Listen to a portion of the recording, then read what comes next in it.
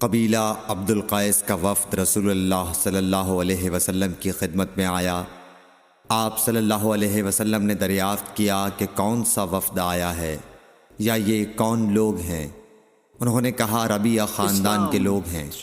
آپ صلی اللہ علیہ وسلم نے فرمایا کہ مبارک ہو قوم کو آنا، یا مبارک ہو اس وفد کو جو کبھی نہ رسوا ہو نہ شرمندہ ہو۔ اس کے بعد انہوں نے عرض کیا کہ ہم ایک دور دراز کونے سے آپ کے پاس آئے ہیں، اور ہمارے اور آپ کے درمیان کفار مضر کا قبیلہ پڑتا ہے۔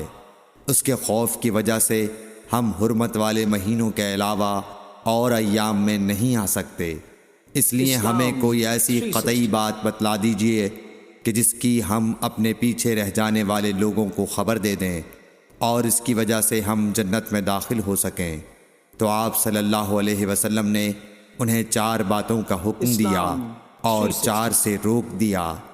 اول انہیں حکم دیا کہ ایک اللہ پر ایمان لائیں، پھر فرمایا کہ کیا تم جانتے ہو کہ ایک اللہ پر ایمان لانے کا کیا مطلب ہے؟ انہوں نے عرض کیا اللہ اور اس کا رسول زیادہ جانتے ہیں۔ آپ صلی اللہ علیہ وسلم نے فرمایا ایک اللہ پر ایمان لانے کا مطلب یہ ہے کہ اس بات کا اقرار کرنا کہ اللہ کے سوا کوئی معبود نہیں، اور یہ کہ محمد صلی اللہ علیہ وسلم اللہ کے سچے رسول ہیں، اور نماز قائم کرنا، زکوٰۃ ادا کرنا، اور ماہ رمضان کے روزے رکھنا، اور یہ کہ تم مال غنیمت سے 5واں حصہ ادا کرو، اور 4 چیزوں سے منع فرمایا، دبا، حنتم، مزفت کے استعمال سے۔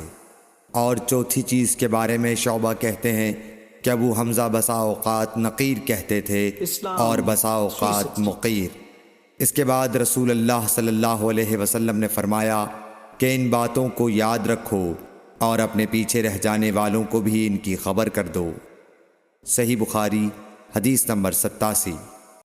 ایک شخص عمیر یا بلال نے رسول اللہ صلی اللہ علیہ وسلم سے پڑی ہوئی چیز کے بارے میں دریافت کیا۔ آپ نے فرمایا اس کی بندھن پہچان لے، یا فرمایا کہ اس کا برتن اور تھیلی کو پہچان لے، پھر 1 سال تک اس کی شناخت کا اعلان کراؤ، پھر اس کا مالک نہ ملے تو اس سے فائدہ اٹھاؤ، اور اگر اس کا مالک آ جائے تو اسے سونپ دو۔ اس نے پوچھا کہ اچھا گمشدہ اونٹ کے بارے میں کیا حکم ہے؟ آپ کو اس قدر غصہ آ گیا کہ رخسار مبارک سرخ ہو گئے، یا راوی نے یہ کہا کہ آپ کا چہرہ سرخ ہو گیا۔ یہ سن کر آپ صلی اللہ علیہ وسلم نے فرمایا تجھے اونٹ سے کیا واسطہ؟ اس کے ساتھ خود اس کی مشک ہے اور اس کے پاؤں کے سم ہیں، وہ خود پانی پر پہنچے گا اور خود پی لے گا اور خود درخت پر چرے گا، لہٰذا اسے چھوڑ دو یہاں تک کہ اس کا مالک مل جائے۔ اس نے کہا کہ اچھا گمشدہ بکری کے بارے میں کیا ارشاد ہے؟ آپ نے فرمایا وہ تیری ہے یا تیرے بھائی کی، ورنہ بھیڑیے کی غذا ہے۔ صحیح بخاری حدیث نمبر 91۔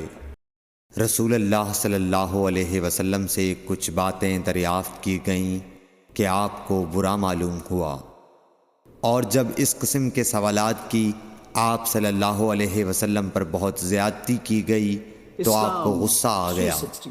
پھر آپ نے لوگوں سے فرمایا اچھا اب مجھ سے جو چاہو پوچھو۔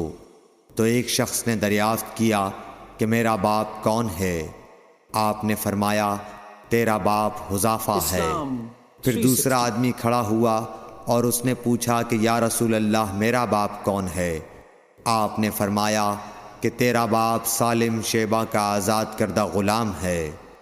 آخر حضرت عمر رضی اللہ تعالی عنہ نے آپ کے چہرہ مبارک کا حال دیکھا تو عرض کیا یا رسول اللہ ہم ان باتوں کے دریافت کرنے سے جو آپ کو ناگوار ہوں اللہ تعالی سے توبہ کرتے ہیں۔